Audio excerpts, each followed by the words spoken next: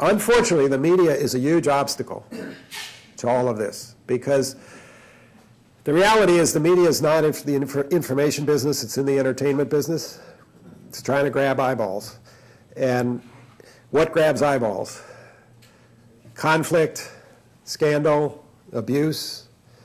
So when you try to change things, it's often interpreted through that lens. And headlines are made, accusations are made. The media is always looking for conflict. So it's an obstacle that needs to be managed. And I always urge public leaders to, go get to know the editorial boards and the reporters. Reporters are, they're busy people. They have to write about complicated things on very short deadlines. So spoon feeding actually works. Give them information. And understand their need for entertainment value.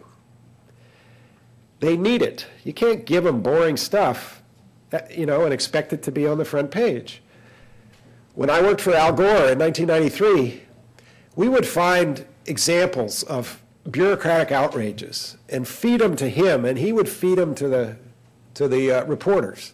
We found, and the federal government was outlawing smoking, but we found a procurement regulation going through the process for how to buy ashtrays, and it was 8 pages long.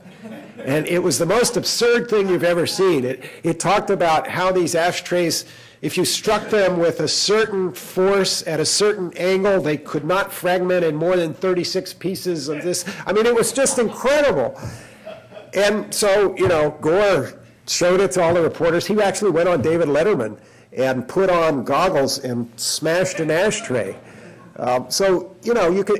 We found all kinds of entertaining ways to get our point across. So you have to work really hard with the media because they are not a natural ally in this. Other questions? Yes? Yeah, this is an invaluable presentation for those of us who are living with these problems every day. Where do we go to get some written materials or online materials that reflect your comments? Thank you for that question. Our website is www.psg.us. We're the Public Strategies Group. And I've co-authored 4 books about this. The first one was Reinventing Government, which is a descriptive book. It basically says there's something it came out in 1992, and it basically said there's something going on out there. Governments are changing, particularly at the local level. And here's what it looks like. And then the next book, which is more important for your question, probably the most important one, is called Banishing Bureaucracy. And it lays out these 5 strategies that I briefly talked about. The one after that, well, for each of these strategies, there's lots of tools you can use to implement them. Like for consequences, you can use managed competition, you can use performance management and underperformance management. There's all kinds of tools like performance bonuses and so on. So the next book, called the Reinventor's Field Book, talks about 75 different tools and does a how-to on them. Here's how you do it, here are the pitfalls to avoid, here are the steps to take, etc. Here are the lessons learned by others, etc. And then the last one is called The Price of Government. And it came out after we invented budgeting for outcomes. And so the first third of it is about fiscal crisis and budgeting for outcomes and all of these fiscal issues. And then the rest of it kind of updates the other stuff. So there's a lot, I've published a lot of words on this. The website? www.psg, as in Public Strategies Group, .us. Yes? I found the presentation to be very interesting. And you hit on this topic a little bit, but I want a little clarity in that bureaucracy is oftentimes supported by policy.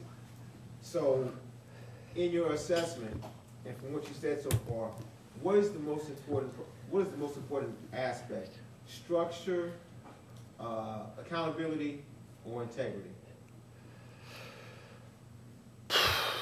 Well, that's kind of like asking whether the width or length of a rectangle is more important to the area.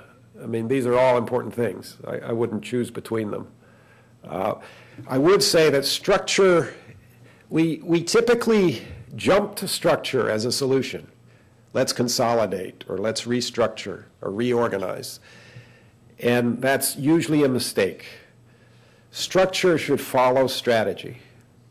Figure out what you're trying to achieve, what strategies will be most effective in achieving it, and then as you use those strategies, you will learn how you best need to structure your organization.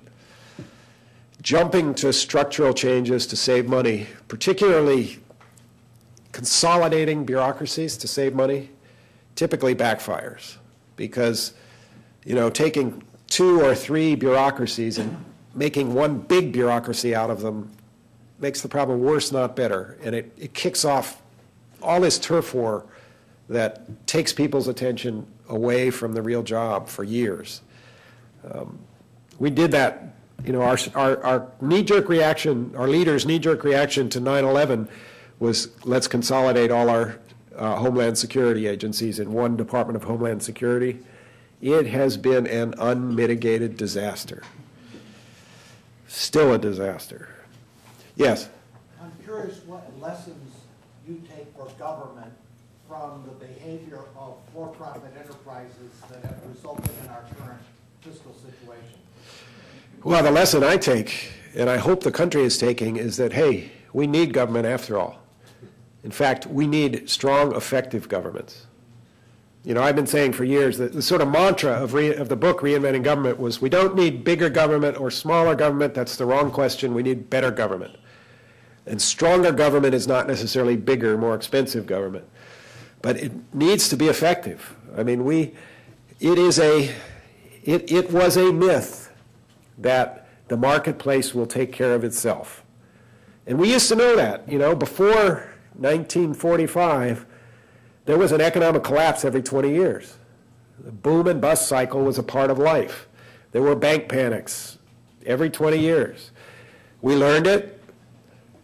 We created institutions to regulate the financial marketplace, to mitigate risk, and then we let the financial marketplace evolve out of those, evolve new kinds of risk and new kinds of institutions which we didn't regulate, and we deregulated some stuff, and we're paying the price. So the lessons aren't so much about how to do government as they are that we need it. And I think we're at a historic moment. I mean, it's the first time in a long time when people have lost faith in the private sector. But they don't have faith yet in the public sector, the majority of people. So I think it's critical. I mean, if we can, in this moment, prove to people that we can deliver value for their tax dollars, it will be huge. If we fail to do that, I think the future is kind of frightening. We have to wrap up. Okay. Thank you very much. Thank you.